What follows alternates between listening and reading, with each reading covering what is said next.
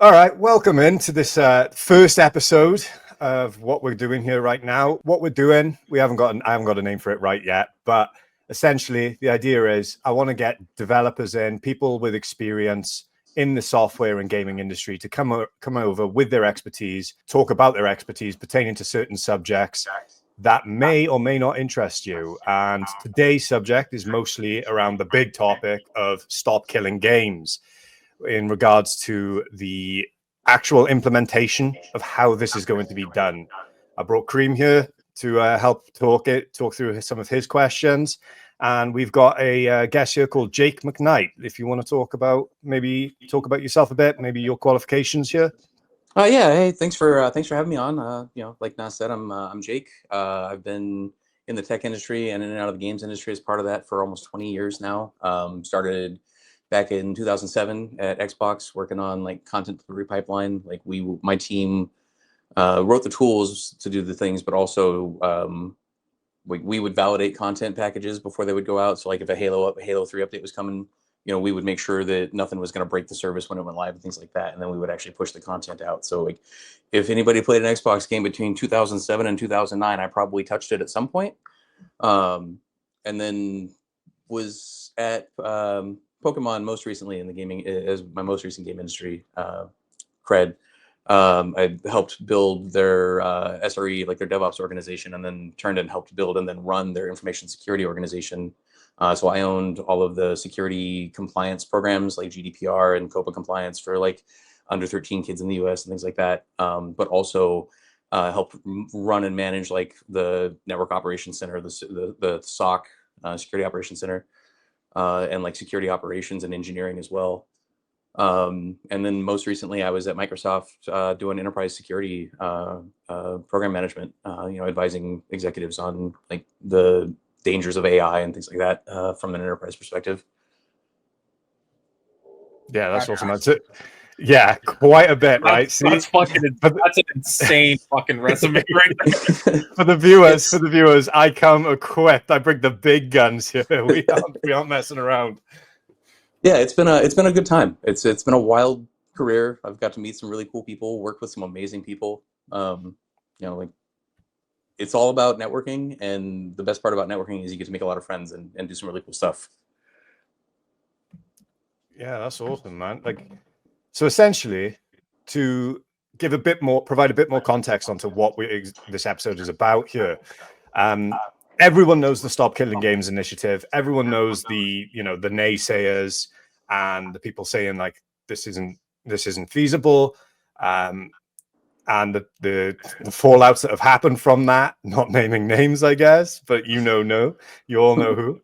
And what I've seen online is a lot of people saying you don't understand, and kind of just relying on people's ignorance to say this isn't feasible or this is feasible. You're just an idiot.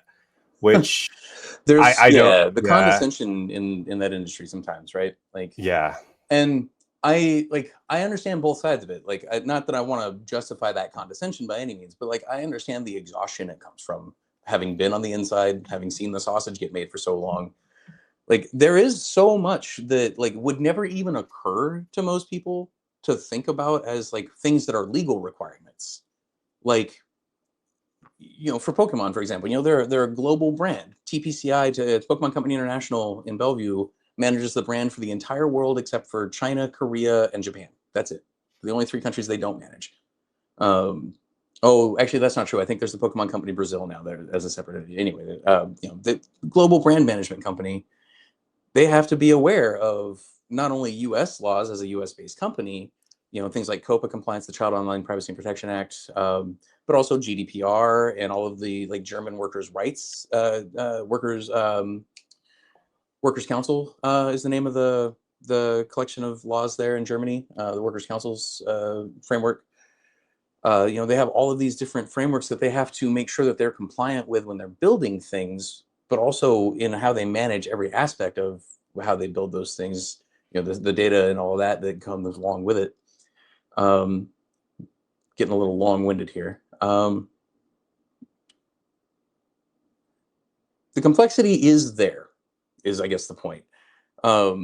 some of it is hard to explain because of NDAs, but I think the legal complexity is very straightforward because it's all published regulation. It's all public knowledge.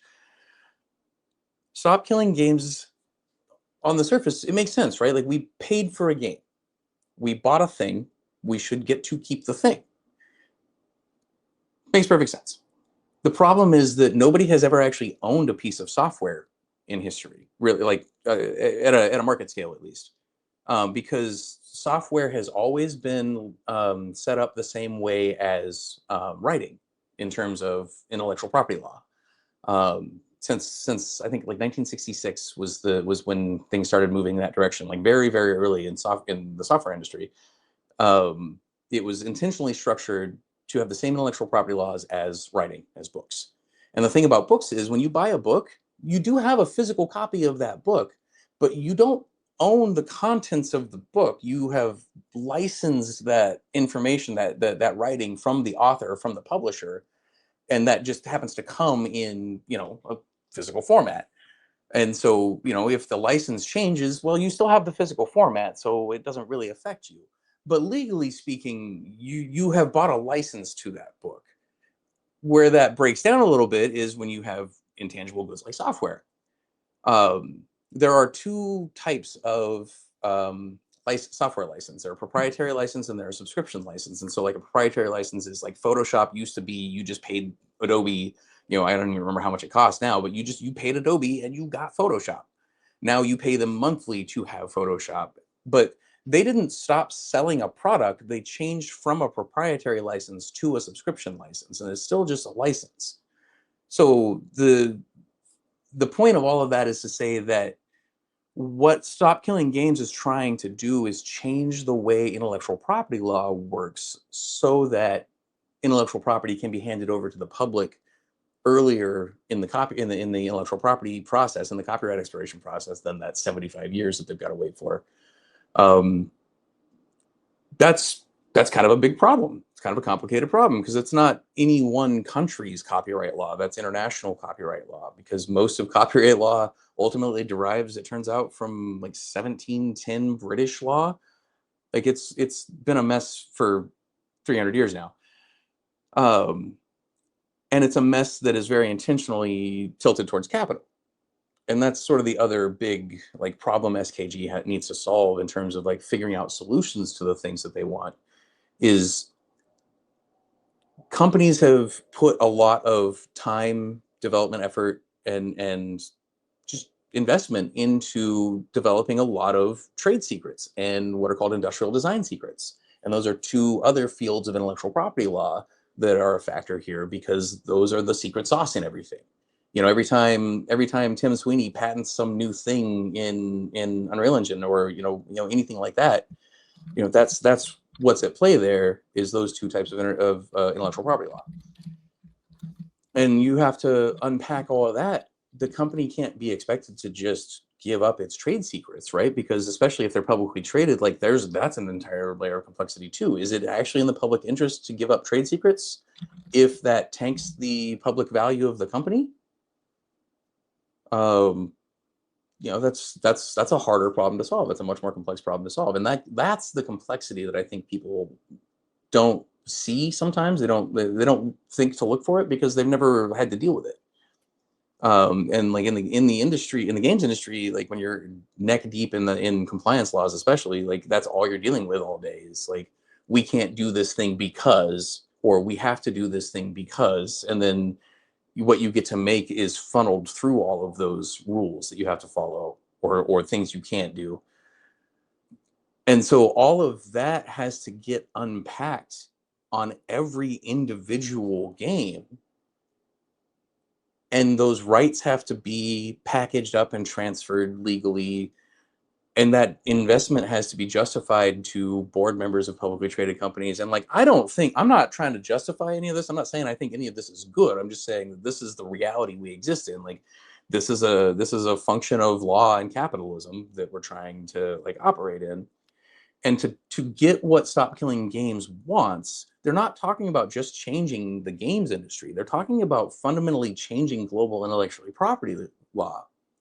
And like that's a fine idea too. Like that's a great goal. I think global intellectual property law is a complete mess. It has been forever.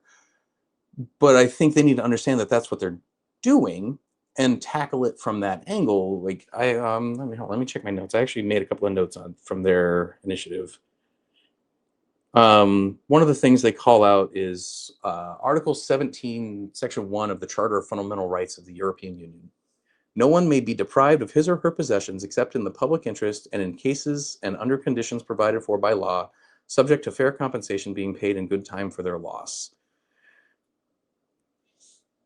They didn't lose a product is the problem. They've lost a license. And so they need to change the way license holding works effectively, like rights transfers work, or change things so fundamentally that we're no longer buying licensed software and we're actually paying companies for a product and getting, a product for that. That's got some complexity to it too, because intangible goods are tricky. I don't think any of these are unsolvable problems, but I think these are much larger problems than people are accounting for, because you also have to figure in, what if they have partial success? What does that look like? Like, I suspect that it will be very, very difficult to change this at the EU regulatory level. But maybe individual companies, I could see Germany. Germany is very pro-consumer in a lot of ways. I could see Germany passing some kind of law, to this effect. How does that change the approach companies take? Is Germany a big enough audience, budget, revenue-wise for these companies that that will force them to interact with that problem, or is it just not worth it? And now Germany doesn't get those games anymore. Like that's a very realistic outcome. It happens all the time. Games don't launch in countries every time they launch, for a million reasons, but regulatory reasons are usually why. So like, there's a trade-off. Like there are pros and cons to getting what you want, is I guess what I'm trying to say. And like,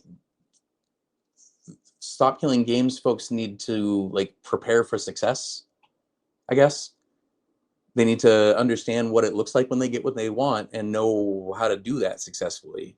Like, what types of games are we talking about? Like, something like an MMO is never going to work, because you will never get the regulatory framework in place to hand over the like data collection that happens for like account management. You can't just hand that over to the general public. That's not even a legal feasibility. So like something like an MMO or anything that has like an account system attached to it isn't going to work. But like, Halo, like say a Halo game comes out and they decide to just kill support for all the online components. There's still a campaign there, right? You should still be able to go play that campaign. Like that's, I think, what Stop Killing Games is trying to get. I think they just need to understand like what I think, or maybe they do. I shouldn't say that they need to understand. I think they should clarify, what they are expecting. Like give some detail, give some specifics. They've got some very high level ideas. Like, get into the details. You're getting a lot of pushback and criticism. Meet that criticism with knowledge. Provide people with the information. I love the idea of it, but I think they've got a long, long, long fight ahead of them if they're going to be successful at all. Yeah, that is something that is very interesting. Just to reiterate your point about restrictions in certain countries. We saw just a month or two ago, GTA 5 just came out in like Saudi Arabia, and it was due to their regulations on stuff. And again, the IP law. Oh yeah. Well, it's almost 12 years old. Almost. That makes me feel old. And also with copyright law, everyone knows infamously how Disney lobbied to keep pushing back the date because of Mickey Mouse. And now we started at 14 years and now it's, I think, 75. Yeah. And it's and they kept trying to push it back even further, but it didn't really work this time. Luckily. But yeah, there's a lot of complexities with IP law and all that stuff. And and again, the licensing issues kind of, that's something I didn't even think about is, well, you're buying the license, not really the game. Yeah, like it sucks to have to, it sucks from a consumer perspective, right? Because like you paid for the thing. Why don't you get to have the thing? Because that's how we think about things as consumers, because that's how literally everything else in our lives works. Yeah. It's a giant headache because like I said, nobody's ever actually owned a piece of software. Yeah, that's the kind of mentality I'm coming in with Stop Killing Games. Is like I bought it in a one-time purchase. From my understanding, it should be my copy. Now there's definitely like a lot of like technical questions on how to resolve this, which is why I brought you on, because a lot of people, as I previously said, will just be like, you're ignorant. And the point I'm of happy this, to try to explain whatever I can. Yeah, like, because I think taking that perspective of you're just ignorant, you can't understand it, is silly. Like you can understand it, you just need the information. Exactly. So, and the problem I find is like, well, the average person doesn't have 3,000 hours to spend in Python, Blender, and Unreal Engine 5. So That's why just to get the like coding and like implementation knowledge. That's before you get into the actual like boots on the ground experience of the work that goes into doing the work itself. Like I said, all that regulatory compliance stuff. Like my job in management and as a program manager is to have meetings, because that's what we're discussing. We're talking through all of the complexities of those regulatory frameworks and things that we've got to deal with. And like a lot of my day building things in the games industry was talking about how to build things, because we have to solve those problems at a high level for the development teams to go build anything and for us to not get sued as a result. Like that's the constant battle. Yeah, you don't want a situation like with Marathon, where like I know it's a little bit different because they stole some art, but still, I mean, that ended up being a colossal, I mean, beg my pardon, but a clusterfuck for them. They had a whole live stream they had set up, and literally they had to send one. And I don't think they did an awesome awesome job of meeting that moment, honestly. Yeah. They had to send this poor guy out there and be like, yeah, we can't actually show you the game because we don't know if anything in here is stolen. Yeah, that's such a brutal moment. Like I've seen a lot of really brutal moments on stage in the industry, and that's definitely like a top 10. Oof. Yeah, that is a tough one when the entire Twitch chat is just going after you, the company. You just have to accept that you're gonna get roasted for a couple weeks. Yeah. And like sometimes it's like that making games. Like sometimes, and really making anything. Sometimes you're just gonna eat it because you messed up, and it wasn't even your fault. You messed up. You're just the face of the company that's eating it. Yeah. So with the Stop Killing Games stuff, though, a lot of people have been bringing up, hey, let's say it's like, a game that's single player with a multiplayer aspect, right? Yeah. Why couldn't people just have an option to have private servers? In my head, this looks like Battlefield, where Battlefield has that server browser aspect. Mm-hmm. I could go set up a server and have people play on it, even if EA decides that they don't want to pay for their servers to be running on a game that's a ton of years old, right? That's fair. Mm-hmm. What exactly would that entail on the company's end to have something like that? Is that something that's feasible for like a majority of games, or is it just something that it's going to cost way too much money? I honestly don't think it has a whole lot to do with cost. I think it has more to do with the complexity of publisher and developer relationships and who owns things when a game comes out. Excuse me. Like a game like Dune Awakening or Conan Exiles, if you played either of those games, like that company makes games that you can play forever. If you have a server to play on, they will end support at some point for Conan, but you can just go stand up a server somewhere and play it, and it'll be fine. It's still going to be on Steam. Like the executables still exist. Everything works. If you design your architecture for that, then it's a lot easier to implement. It's usually easy to separate single player and multiplayer. Games that have single player that people can like dive into, like Xbox kind of pioneered the just jumping into your friends' games things. that's a little bit more complicated, but like in that case, like you remove that functionality from the code, and that's a much easier problem to solve. Most of the time, it's pretty easy to just go and turn that functionality off. Code is complex. Code bases are their own living things. So like, I don't want to generalize too broad, because a lot of developers are going to get upset with me when I say things are simple, because they're not. But like, there are solutions to these different problems. And that's kind of what I would mean about like, people need to figure out what games they think, like what types of games they think this will or won't apply to, because it's going to be about feasibility, not about what's right. Like, I hear a lot of people talk about stop killing games from a like do the right thing perspective, and like, I agree with you guys about like, you bought a thing, you should get to have that thing. Like, I hope stop killing games succeeds. I just think it's going to be really complicated. I say that just because I'm talking a lot about why it's going to be hard, and I don't want people to think that I'm trying to like shut down stop killing games. Like I said, an MMO isn't going to work because there's legal complexity around how you manage accounts. You can kind of like, when you find like private servers, like what's happening there is like, people are already just kind of winking and nodding about the legality of managing accounts there. Like, most of those organizations are just a bunch of guys that had an idea to stand up a server for an old game they loved, and like, they're just doing what they can with it. Like, that's the kind of the situation you're going to run into if you start handing over MMOs to the general public. But like, Halo is a good example, I think, because like I said, there's still that single player campaign.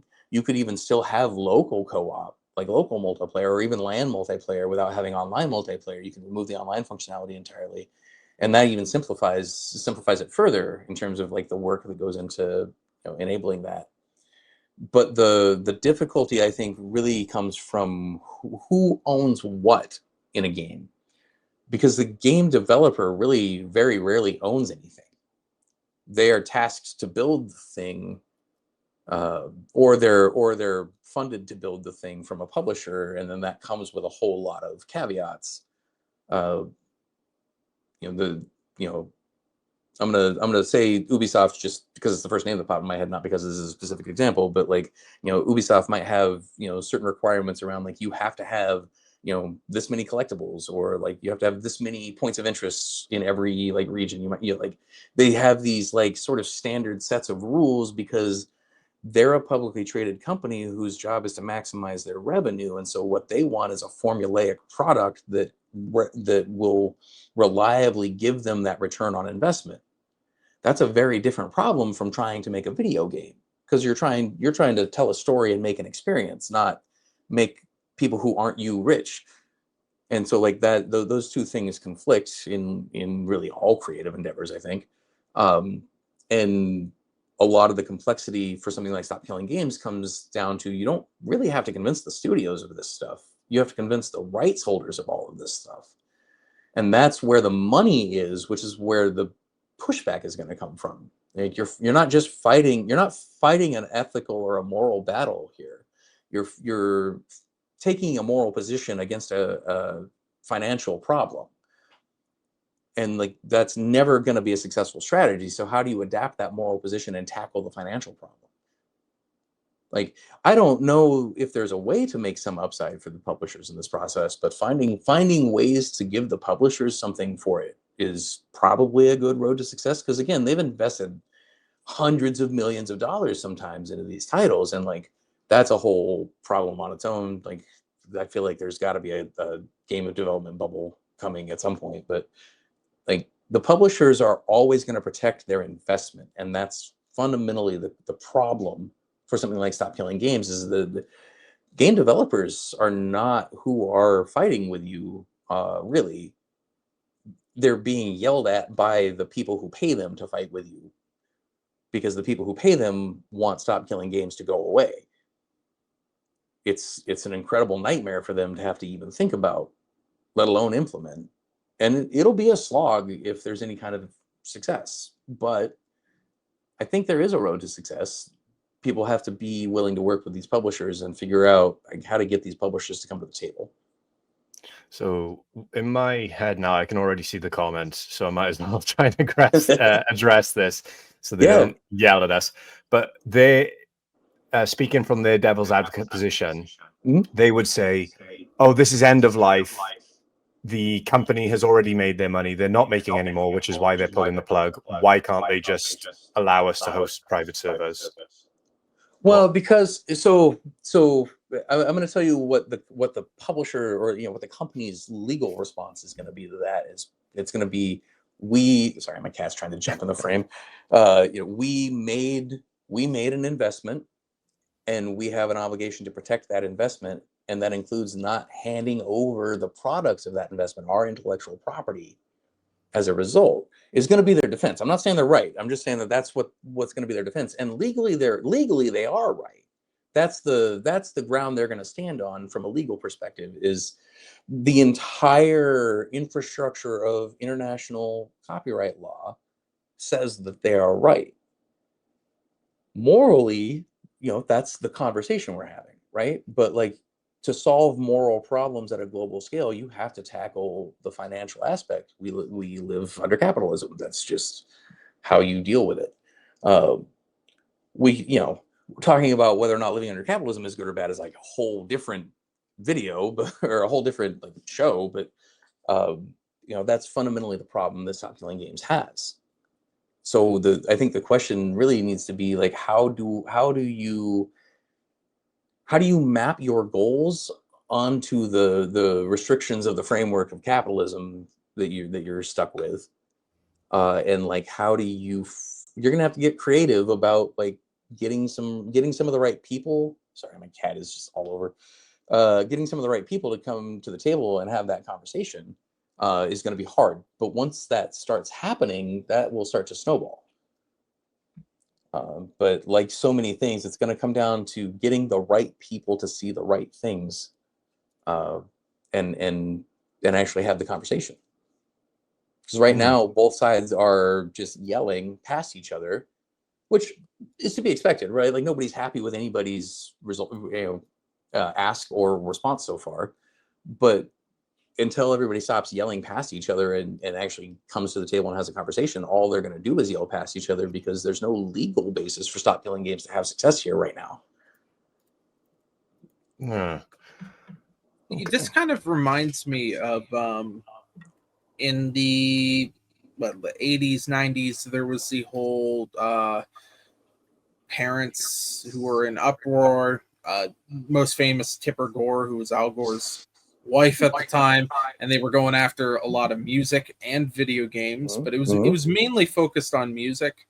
And it ended up leading to the parental advisory sticker, and I believe the ESRB as well. I think so, yeah. And then I don't remember if Peggy in Europe predates the ESRB or not. They're right around the same time. I forget what Peggy stands for, but yeah, I remember when those stickers started showing up on CDs, because all of a sudden my parents started caring what I was listening to. They didn't care at all before that. They didn't care until Tipper Gore told them to care. Yeah. And then also it had the effect of a bunch of kids wanted the I want the one that has the parental advisory sticker. That one seems right. cool. That's street cred. Yeah, well, it kind of had the same effect. I remember as a kid, you see like GTA and you're like, oh shit, that says teen on it. I got to get that game. Yeah. I'm too old. I'm too old for this. I was every day I feel pretty old. I remember when GTA 1 and 2 came out, and they're so completely different from GTA 3. Like, GTA 3 completely redefined that whole series. I think I got GTA 1 down here. Yeah, I do. Yeah, it's like a top-down, like isometric view game. Yeah. I got a copy right here. Oh hell yeah. But yeah, so what I was kind of getting at was, with that, is that the government didn't come in and regulate that stuff. What ended up happening was the companies all got together, like the big record labels, the big video game companies, and they said, "Oh shit, we gotta do something before these guys come in and with a giant hammer and like hit us with this." So they ended up self-regulating.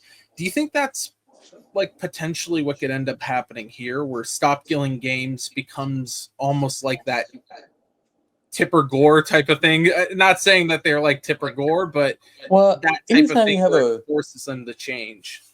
anytime you have a coalition, and especially if that coalition has like a political goal, which is what this is ultimately, you have to be really careful about making sure everybody's focused on the message, right? Like you can't get into the weeds on everybody's like pet side peeve. You have to be really clear about what you're here for and why, and stay on that. Where coalitions start to fall apart is you start getting into everybody's like secondary wants, and not everybody's going to agree as much on what those secondary and tertiary wants are, because not everybody has the same understanding of what the pros and cons and the results are. Like life is complex and it's hard to predict. And so yeah, you have to. The more people that get involved, the more critical it is to stay focused on the goals of Stop Killing Games, and not start getting into the weeds on other like things that'll distract you from your goal and ultimately eat your success. If you want to be successful, you really got to stay laser focused. Yep, that's fair. Yeah, I can. But do you think maybe there is a route where that the video game companies get kind of freaked out enough that they're like, hey, maybe we should just try to solve this I didn't situation? answer your question. You're right. Sorry. Yeah. No, it's all good. I do. I mean, like that's already what they do, right? Like there's already like a massive video game industry lobby, and that's how all of these laws get driven already. Like GDPR was a huge win for consumer privacy in the EU, right? But it's been gutted effectively by lobbying efforts since it went into effect. Like it's half of what it was in terms of its enforcement capabilities and things like that. So yeah, I do think it's very possible that publishers will band together and they do band together and work together. There are entertainment industry coalitions, like E3. E3 is the expo side of several different coalitions. Like there are so many industry like inside groups that work specifically toward that. That's their stated goal. So yeah, you're gonna be fighting a constant battle, and the thing is you'll never get to stop fighting it, because they're always gonna want to go back to maximizing revenue. They don't care about what they made; they care about how much money it made them, and the fact that there's an artifact left behind from what they made doesn't matter to them. In the same way that most companies don't care about the waste of what they produce, right? Like it's the same problem to them. It's byproduct. The product to them is the revenue. Yeah, it kind of reminds me a little bit of the loot box scenario with Star Wars Battlefront 2, and then just the endurance of the general gamer, if you want to call them that, just kind of wavered. They weren't able to hold down the fort, and now we're seeing loot boxes kind of make a comeback a little bit here. Even people nowadays being like, "Oh, I miss loot boxes." I've seen that online. I have seen people talk about missing Overwatch loot boxes of all things. Yeah. Yeah, and like I don't know, lots of people are wrong about lots of things. I guess I'm wrong about lots of things too. I think, like I said, it's gonna be a never-ending fight. I think it's a good fight to have from a consumer rights perspective. I don't know that I got the energy to be involved in it. Yeah, but like I do. Like I don't want to dismiss it. I think it's incredibly difficult, but I think there's a route to success for them. Yeah. So kind of like getting into maybe some of the technicals potentially here was the Video Game Europe's response after the poll became massively popular. If Kareem is able to bring that up, it's a big document, right? A lot of pages, but the main one was the second page where they player safety. The quotes I have here, but maybe on the screen they're a little different. Protections we put in place to secure players' data, remove illegal content, and combat unsafe community content would not exist and would leave rights holders liable. and many titles are designed from the ground up to be online only. In effect, these proposals would curtail developer choice by making these video games prohibitively expensive to create. So it's kind of a two-parter for me. It's one really regarding like the security risks. Let's say we live in a world where SKG is a resounding success. It comes into law, and in the future, all video games have the sunset plan. Is there like an actual like genuine risk to the players themselves in every single community hosted and private server? And then we'll get to the next part after. Yeah, so from a legal perspective, sure, right? Because you're giving information to an organization, to a group of people somewhere about yourself to play that game, right? Like, like say there's a full account management system, you've got a username and a password and like some type of account recovery mechanism through like an email or something, right? So like now you've given them an email address, which is considered personally identifying information. In European law, in most cases, your username itself is also considered personally identifying information. And so what happens is you give people a bunch of information about yourself as part of the process of playing their game, and that information has to be managed from a legal perspective. There's a legal obligation from the people running those services to protect that data for you. So one of the big problems that SKG is going to have to solve is like, okay, if you want online only games to apply here, how do you manage the legal complexities of managing people's personal data? Because now you're managing PII. Like that's a very complicated legal problem because that has incredible complexity, country to country, state to state in the US. The US has kind of joke privacy laws for the most part, but like Massachusetts and California are a lot better than most of the country. And like that changes the conversation. But like German privacy laws are pretty top notch. And like that's a completely different conversation. And it's like you have to navigate that complexity for every single title. Do you have to decide, am I going to support running servers for this in Germany and take on that legal complexity? And in some cases, oh, sorry, go ahead. No, sorry. Would they be still liable if they sunsetted, had a little warning, like from here on out, you're a user buyer beware type thing? Well, right. So the publishers, like in any situation where like any real world scenario where this plays out, the publishers are uninvolved at this point legally. Like they have washed their hands of it by transferring the rights, so they're no longer liable. The liability falls to whomever holds the rights at that point. And so like there has to be some legal entity as part of Stop Killing Games that actually holds the rights to these things. At least in the current intellectual property framework, like somebody has to hold the rights. There has to be a rights holder.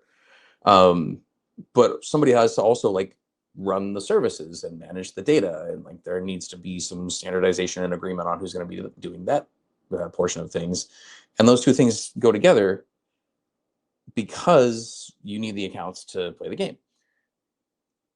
The company's liability is completely absolved at that point, but somebody still has to be liable.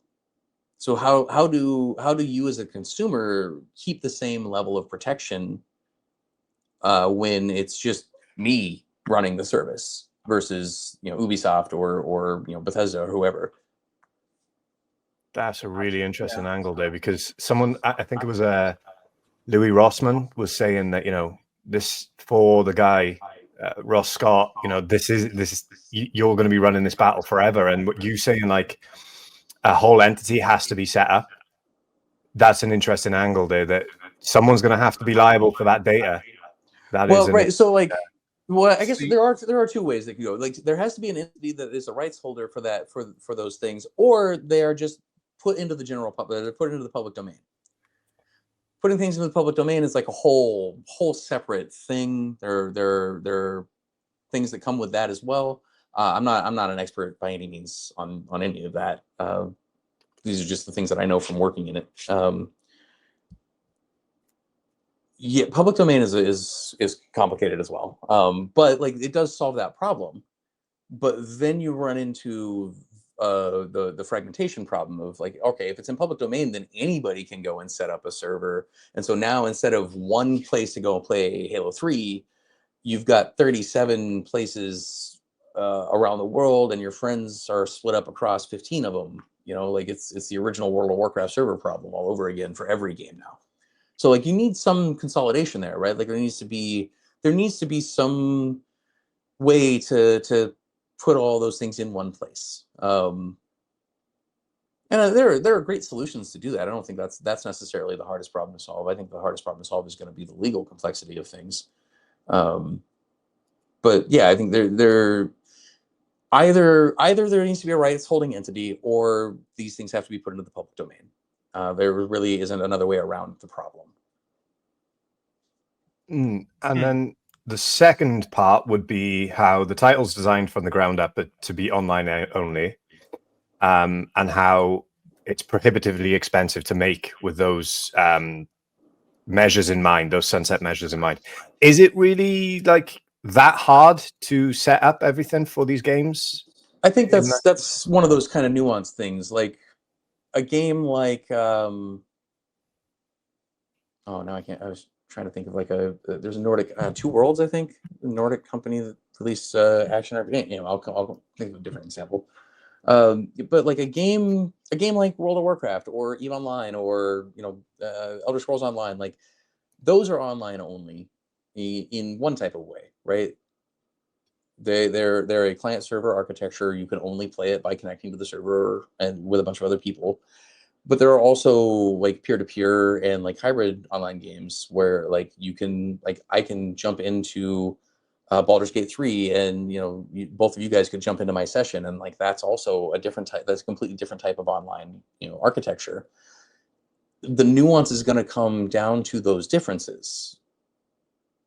Something like Elder Scrolls Online or World of Warcraft, like you could run a server yourself if you had the bits and the compute power to run the server, and you could let whoever you want connect to that, and you're not, if you're just doing that with some of your friends, you're not really taking on any legal complexity there. But that's not really the problem SKG is talking about.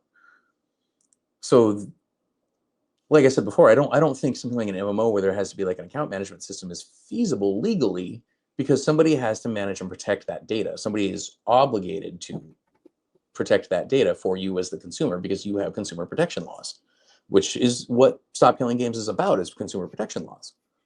And so like it becomes a little bit of a circular problem for them there. So yeah, I kind of get what you're getting at with the MMO stuff, where that's too much of a cluster to even unpack. That's kind of like the Christmas tree light knots in the garage type of thing. It's the headphones in your pocket problem, right? But like something like Baldur's Gate 3, you could just go in and detach that online connectivity, and you can still go play that game all day long. And you could even still have, like I said before, like depending on how they implement the connectivity in the engine itself, like you could disable online multiplayer and still have local area network or couch co-op in that game. Like that's going to come down to how the game itself was developed. So if Stop Killing Games were to, let's say, focus more on that peer-to-peer type of stuff, would you think that might be maybe an easier bar for where the publishers are like, okay, all right, that's feasible? Because if they're looking at it and they're being like, you want World of Warcraft to be like available to everyone type of stuff, they're gonna freak out, and they're gonna there's no way for them to like even contemplate it legally. It's such a black hole to them. But something peer-to-peer, absolutely, like because like I said before, like they can wash their hands of the legal liability. That simplifies the problem down a lot for Stop Killing Games, and it brings it down to just the the trade secret and the industrial design secret problems to solve. Like how does the company protect their like secret sauce as part of handing these things over, because that's what they've invested in ultimately, in terms of the way intellectual property law works, at least.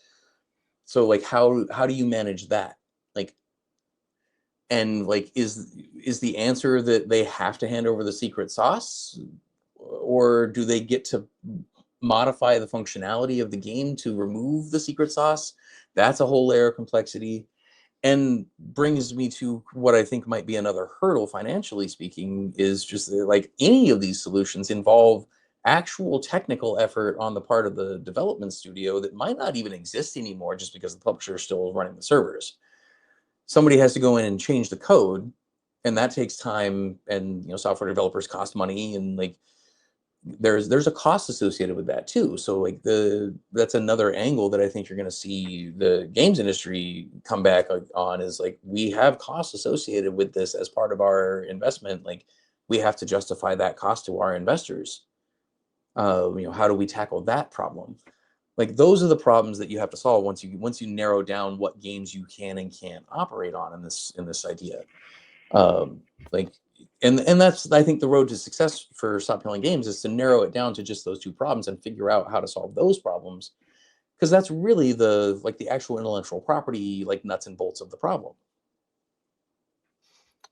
Yeah. So when you're talking about the technicalities, like one of the things I've seen is, just release the server binaries, and I feel like a lot of people like see that comment and go, yeah, just server binaries, bro.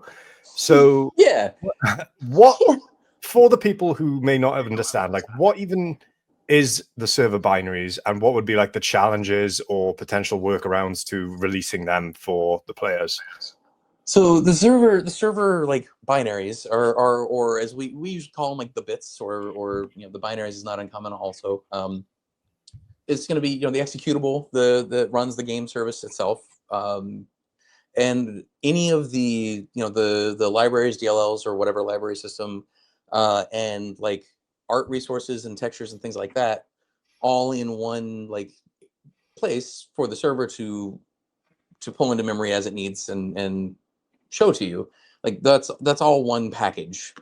It looks a lot like a game install on your hard drive. It just runs the server instead of the client. And so, like, yeah, it's very possible to just package up the binaries for a game server. That's trivial. They do it. That's how they deploy the game servers. I spent a lot of my career writing the automation that builds and deploys those packages. That part is actually really easy to solve. It's already solved for them. They do it as part of their workflow already. So if they did just release it, there's no, like, it's not that simple, bro. It is just a case of like the legal. Yeah, like if you've got the server bits for a World of Warcraft server, and you've got the okay from Blizzard to go stand that thing up, like, cool. You get to figure out how to actually deploy the bits to the server and make it connectable. That's because that's an infrastructure problem, not a game problem. That's where somebody like I come in. A lot of my background is in systems architecture and systems engineering before I moved to security. Like, I would be the one, at whatever company, standing up the servers and actually running them and making sure that they're stable and all that.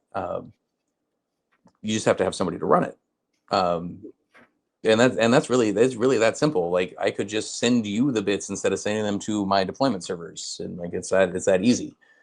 You could even set up your own workflow if say there's a world where Stop Killing Games convinces companies to hand over the source code, and you can start making modifications and iterations on the game yourself. Like, you could have the same exact workflows that they use. The tools are mostly open source anyway.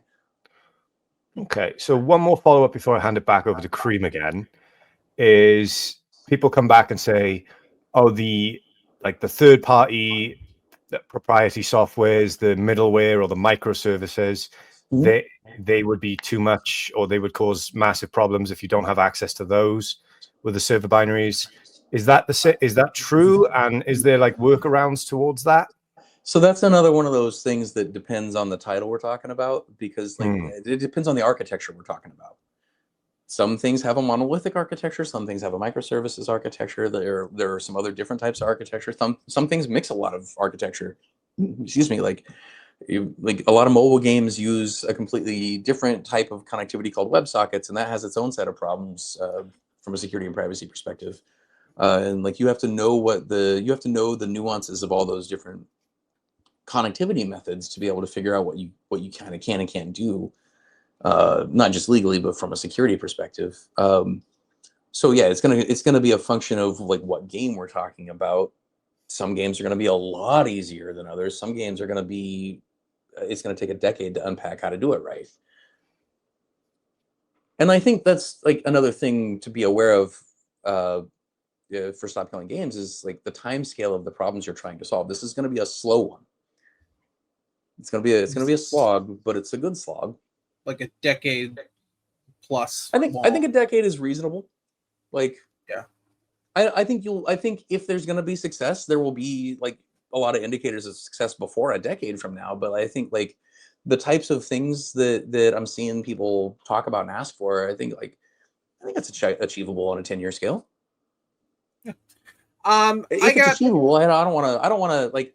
I'm really trying to be careful about not being dismissive, but like not saying, yeah, I think this is totally realistic. I don't know. Yeah. I'm not a legal expert. I just know some of the legal complexities.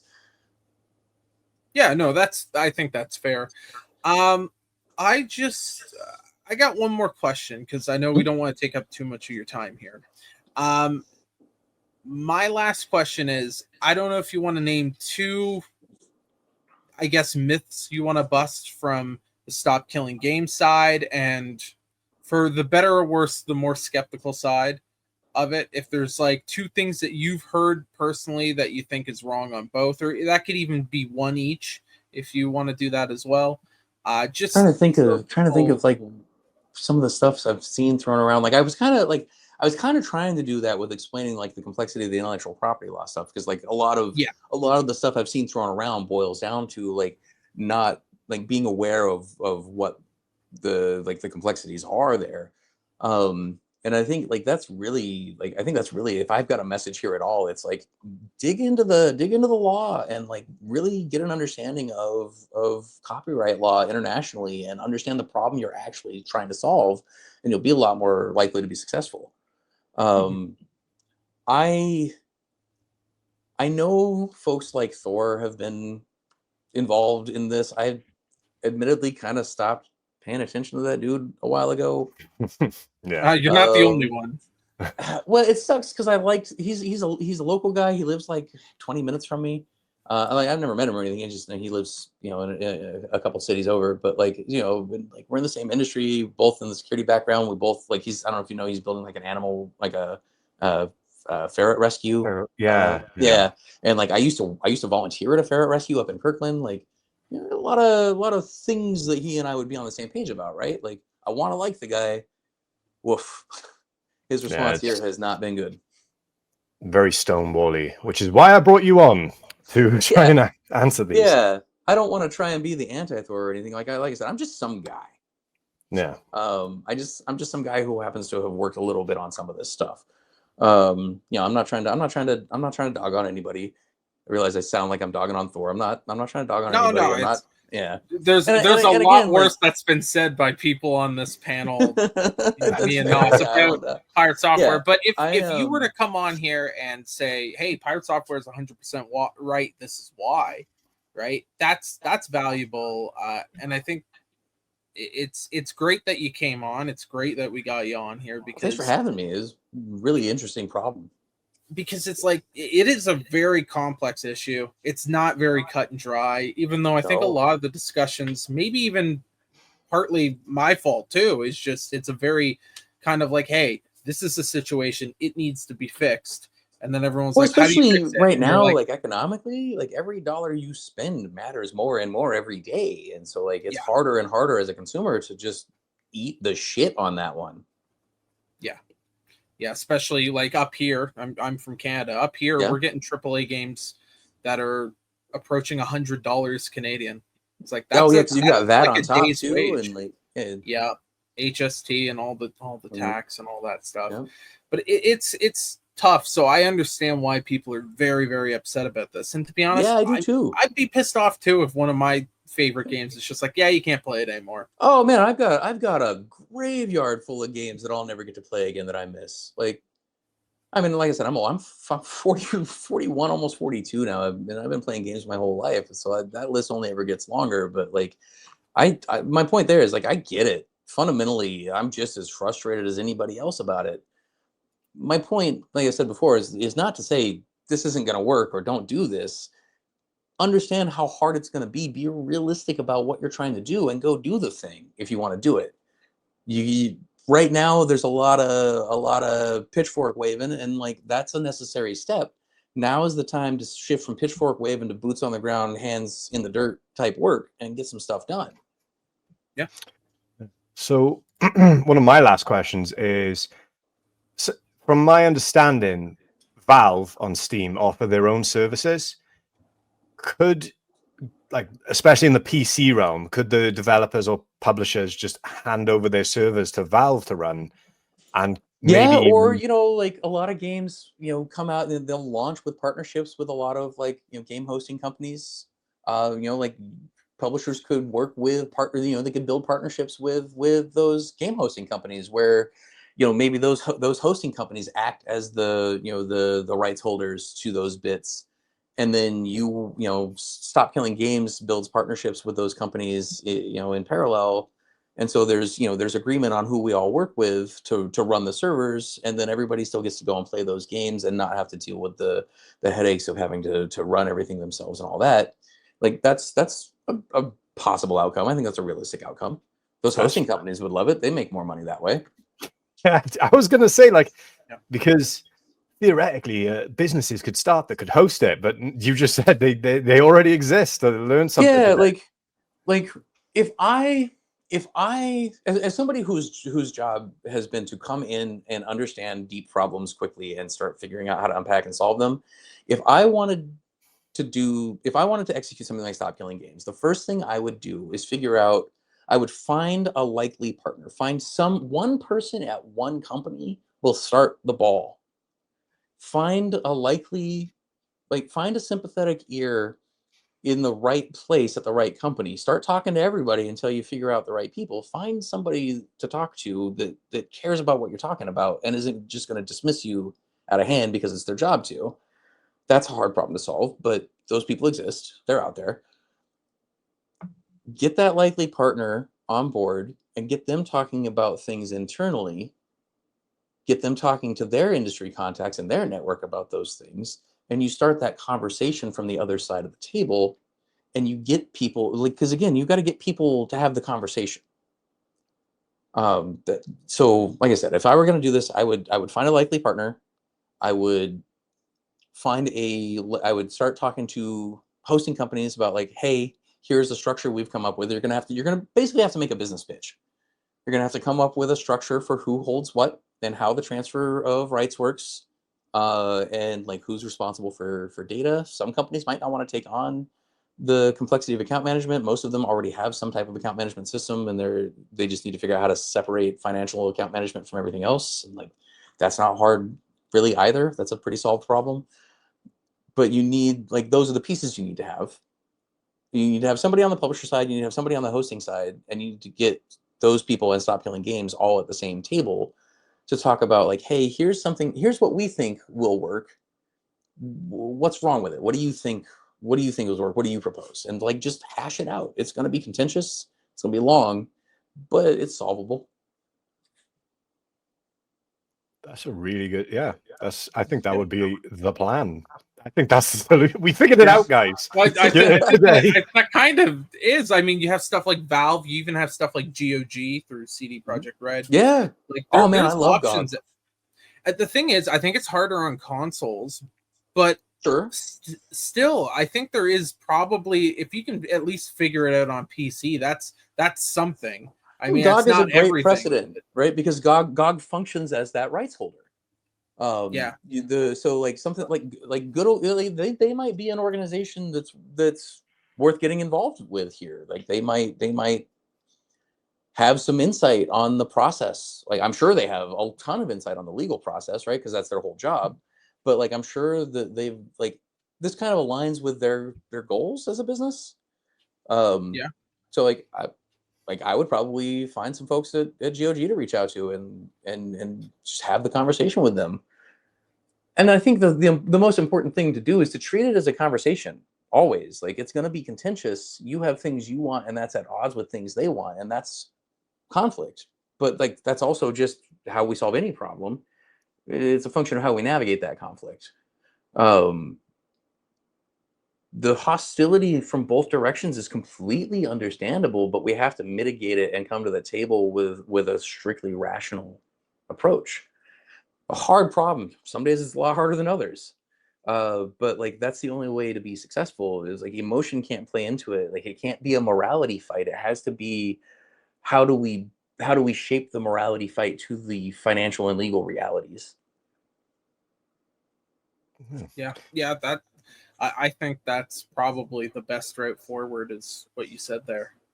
At least that's the most of a solution that I've heard anyone say, other than we will throw it to legislators and see what they come up with. Yeah, like you're never gonna get them to engage with the problem until you get a legislator who cares enough, and like you're just gonna be like, who's lobbying to find the legislator who cares enough? Is somebody actively lobbying legislators to get somebody to care? Like that's somebody has to go do that work if that's the route. You know, and like that's kind of ultimately what I mean is like, okay, you have a goal, understand what it takes to get that goal and start doing that then. Like where's the boots on the ground effort? Because that's what's needed at this point to move anything forward. People have to start pushing it forward. You can't just yell about it on the internet.